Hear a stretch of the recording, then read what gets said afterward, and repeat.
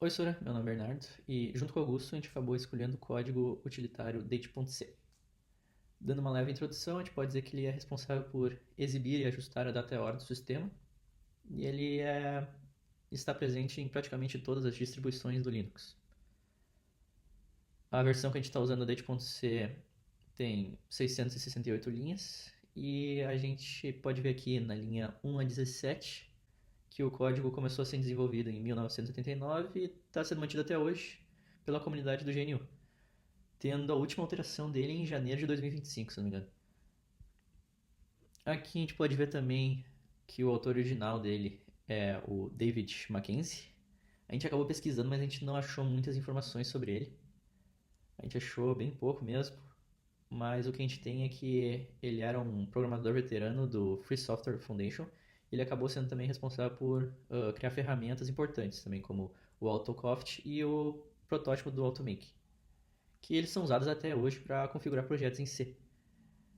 Tanto que essas ferramentas ajudam a garantir que o projeto continue funcionando em várias plataformas diferentes. Então, eu vou explicar um pouco sobre os idiomas da linguagem C usados nesse código. Aqui a gente pode ver que na linha 524 a gente tem um exemplo de desvio incondicional. Então, esse if ele acaba verificando se a variável discarded_date str ela está ativada e se a flag de depuração também está ativada. Se esses dois eles forem verdadeiros, então ele chama a função erro e ele não continua a execução, assim ele acaba interrompendo o fluxo do programa imediatamente e também isso acaba ajudando a evitar que o programa continue rodando com dados que podem estar errados, sendo um jeito direto de tratar com erros sem compilação. Na linha 2021, que é um contador regressivo com get opt underline long. Então, aqui nessa linha a gente consegue ver que tem um while que vai lendo os argumentos que o usuário digita no terminal, que por exemplo seriam underline, quer dizer, traço traço date, traço traço set, traço traço file e outros. A função do getOpt underline long vai consumindo os argumentos um por um e vai atualizando eles automaticamente. O laço ele acaba terminando só quando não tiver mais argumentos válidos. Por isso que ele se chama contador regressivo, porque ele vai consumindo tudo até que não sobra mais nada. Agora vamos para o nosso último exemplo, na linha 577, que é um exemplo de aritmética de ponteiros. Aqui o programa ele pega o valor da variável do ambiente, que é o TZ, e ele define o fuso horário que é usado em getEnv. Mas ele não copia esse valor, ele só pega o endereço de memória dele, que ele está guardado, e passa direto para a função do tzarlloc. Isso é feito com ponteiros justamente para economizar memória e deixar o código mais rápido. Então, eu vou falar sobre os blocos de código e as dependências. Vou começar com um preâmbulo. Nessas linhas estão os #include, que puxam as bibliotecas de código que ele precisa. Como você pode ver, tem vários códigos, não vou falar todos, só alguns, porque senão vai dar muito tempo. Então, o stdio.h para entrada e saída, tipo printf. O getOpt.h é para ler argumentos como --date. O parse-datetime.h é para e show-date.h é para transformar o texto e a data, depois imprimir eles direitinho.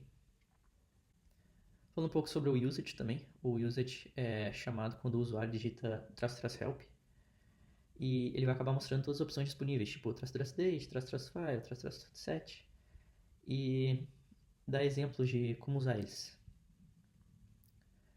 Falar um pouco também sobre funções auxiliares. A principal é o Adjust Resolution. Ela faz um ajuste fino no formato da data. Por exemplo, quando o usuário escreve %-n, isso quer dizer que ele mostra os nanosegundos, mas sem o zero na esquerda. O código, então, ele pode acabar trocando por %9n, que mostra 9 dígitos de precisão, ou %6n, se o sistema for menos preciso. Isso deixa o código mais bonitinho e padronizado, funcionando bem em qualquer sistema. E para finalizar, o diagrama estático e construção de teste. O date é compilado com o makefile, que automatiza tudo. E os testes são feitos com scripts e o próprio GNU para garantir que tudo continue funcionando. Na prática, o fluxo de execução é assim: o main chama o showDateHelper, o showDateHelper chama o showDate. Ou seja, cada função tem uma função clara que mostra que o código é bem modular. Olá, meu nome é Augusto e eu vou falar da execução do main do arquivo date.c.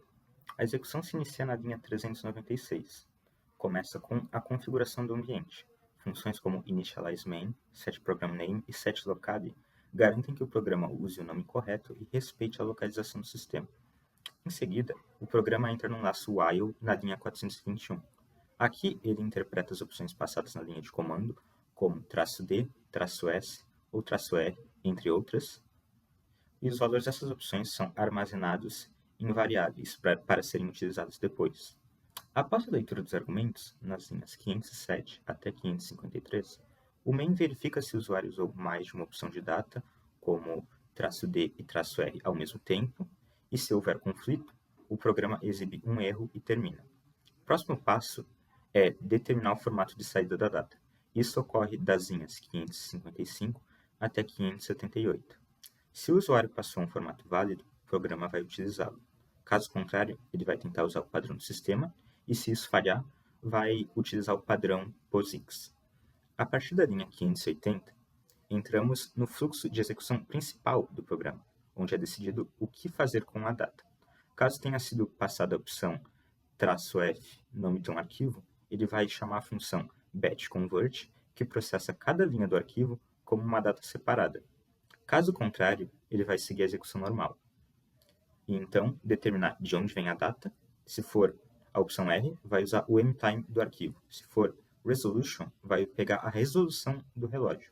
Se a opção S for usada, ele vai chamar a função setTime para alterar o relógio do sistema. E se isso falhar, ele vai mostrar um erro. Se não houver nada, ele vai usar a função getTime ou interpretar um argumento POSIX. E independentemente do caminho seguido, a função showDateHelper vai ser chamada para imprimir a data formatada.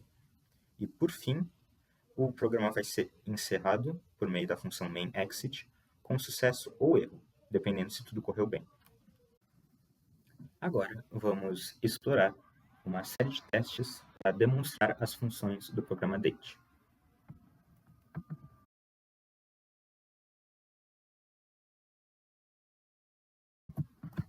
O primeiro comando é date com a opção rfc-email.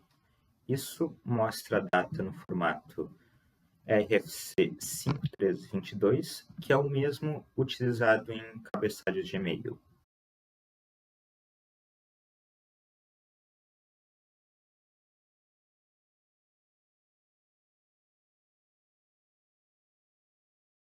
Esse próximo comando, ele converte uma data textual, que nós inserimos num formato pré-definido, para um formato de horário já formatado, específico, conforme aparece na tela.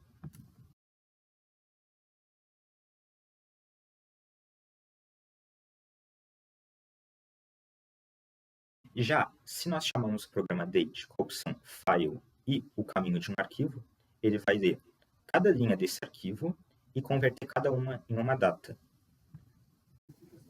Agora que exploramos em detalhes como a função main do date funciona, desde a leitura de argumentos até a execução da lógica principal, e vimos também, na prática, como cada opção da linha de comando se traduz diretamente em decisões no código, fica claro o quanto esse utilitário é bem estruturado e pensado para robustez e flexibilidade. Ao entender tanto a implementação quanto os testes, conseguimos não apenas usar o date com mais propriedade, mas também apreciar a engenharia por trás de uma ferramenta simples, porém poderosa, do conjunto de utilitários do GNU. Com isso, encerramos o vídeo.